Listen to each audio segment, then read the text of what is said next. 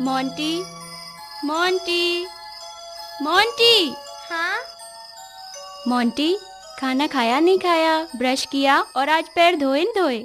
माँ, क्या मैं वहाँ जा सकती हूँ?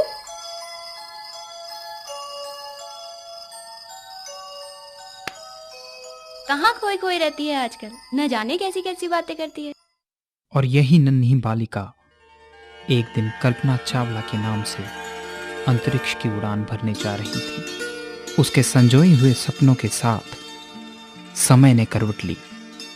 बचपन बीता, किशोरावस्था की दहलीज पर नन्ही मोंटी को अब उसके मूल नाम के साथ संबोधित किया जाने लगा, क्योंकि अब उसकी पढ़ाई के साथ साथ उसका दिशा निर्धारण किया जाना था।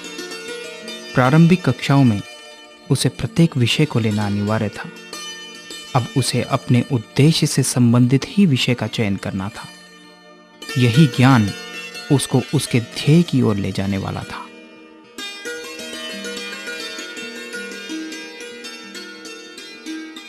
माता पिता ने भी उसकी विशेष रुचि को देखते हुए ही विषयों का चयन किया था। अब कल्पना लक्ष्य पर अपना तन मन केंद्रित करते हुए अंतरिक्ष तक पहुंचाने वाले बीहड़ पथों को पार किए जा रही थी। धनुष की प्रत्यंचा पर साधे हुए हाथ सीधे तने हुए और दृष्टि धनंजय की तरह दूर आकाश की ओर टिकी हुई। मत्स्य की मात्र एक आंख पर टिकी हुई थी। बस संधान ही करना बाकी था। आखिर लंबी सांस रोके हुए कल्पना ने लक्ष्य पर निशाना साध ही दिया और एक दिन प्रत्यंचा खींच ही दी। धरती पर भयानक विस्फोट के साथ यान कल्पना की अभिसीप्त इच्छा को दिशा दे चला था।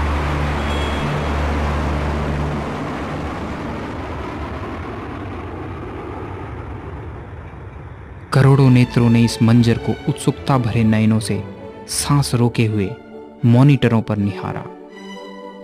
आकाश की निहारिकाओं में से खोई हुई एक बालिका आज युवावस्था की जोखिम भरी उड़ान पर रूबरू होती हुई दिखाई दी। उफ, कितना रोमांचकारी ऐतिहासिक क्षण था आज विश्व के सामने।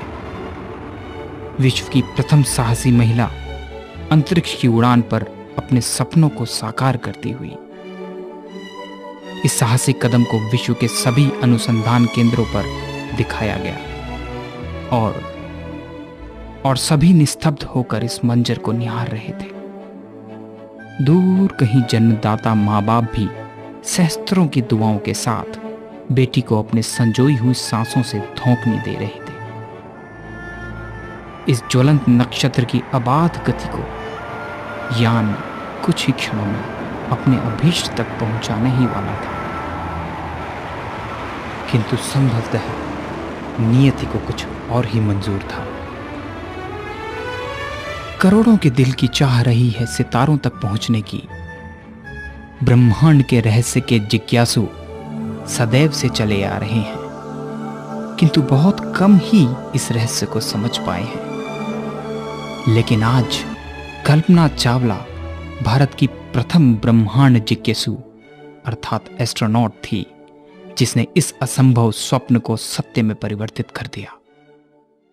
करनाल हरियाणा के एक रूढ़िवादी परिवार की पैदाइश वाली इस महिला को न ही कोई परिवेश की सुदृढ़ता का चक्र मिला था और न ही कोई सुविधा। इसके विपरीत उसे सदैव अपने माता पिता, यहां तक कि कुछ शिक्षकों के विरोध का भी सामना करना पड़ा था, किंतु उसकी अबाध लगन ने ही उसे एक दिन एक ब्रह्मांड जिज्ञासु अभियंता यानी एरोस्पेस इंजीनियर बना डाला। उसे एक टेरिफिक इंजीनियर के नाम से घोषित किया जाने लगा नासा में। वह एक बार ही नहीं 2 बार ब्रह्मांड में गई। इन सब के बीच वह सदैव धरा से ही जुड़ी रही। गुरुत्वाकर्षण का भले ही प्रभाव ऊपर जाकर न खींच सका, किंतु तिरती हुई ऊंचाइयों में उसका अस्तित्व अपनी पृथ्वी से उसे पृथक न कर सका। वह शैली के स्काईलार की तरह भले ही रही हो, किंतु उसकी दृष्टि सदैव अपने नेस्ट पर टिकी रही। वास्तविकता की धरा का मोह उसे उसके गंतव्य स्थान पर पहुंचने के बावजूद भी उससे विलग न हो सका। अत्यंत सरल, सहज किंतु निराभिमानी, धरती पर निगाह रखने वाले व्यक्तित्वों में से एक व्यक्तित्व थी वह। उसके सहपाठी उसे केसी कहकर तथा उसके मित्र कल्पना दीदी के नाम से उसे संबोधित करते थे। कल्पना के प्रेरक जीवन का अंत एक दुखद और हृदय विदारक त्रासदी के रूप में हुआ। फरवरी 1, 2003 को अपने सफल अभियान के बाद कोलंबिया धरती पर पहुंचने से कुछ समय पूर्व दुर्घटनाग्रस्त हो गया और नक्षत्र लोक के इस चहेते यात्री को उसे सदैव के लिए नक्षत्र लोक में पहुंचा दिया। सुदूर मंगल ग्रह के सौंदर्य के बारे में उसने अपने धरा के लोगों को भी संदेश भेजे थे तथा वहां अपना घरौंदा बनाने की चाह भी अभिव्यक्त की थी। संभवतः उसका यह परिहास रहा हो अपने हमजोलियों के साथ। यह परिहास हमारे लिए विद्रूप मुस्कान ही सिद्ध हुआ। वह स्वयं भले ही अंतरिक्ष की गहराइयों में विलुप्त हो गई हो, किंतु उसकी दृढ़ विजयी भावना सदैव हमारे साथ और हमारा मार्गदर्शन करती रहेगी। कल्पना सितारों में पहुंचकर भी उस क्रांति को जन्म दे गई जिसमें विपरीत परिस्थितियों में भी प्रत्येक बालिका तकनीकी शिक्षा की ऊंचाइयों को छूना चाहती है। ये क्रांति अब नहीं रुकेगी, कतई नहीं।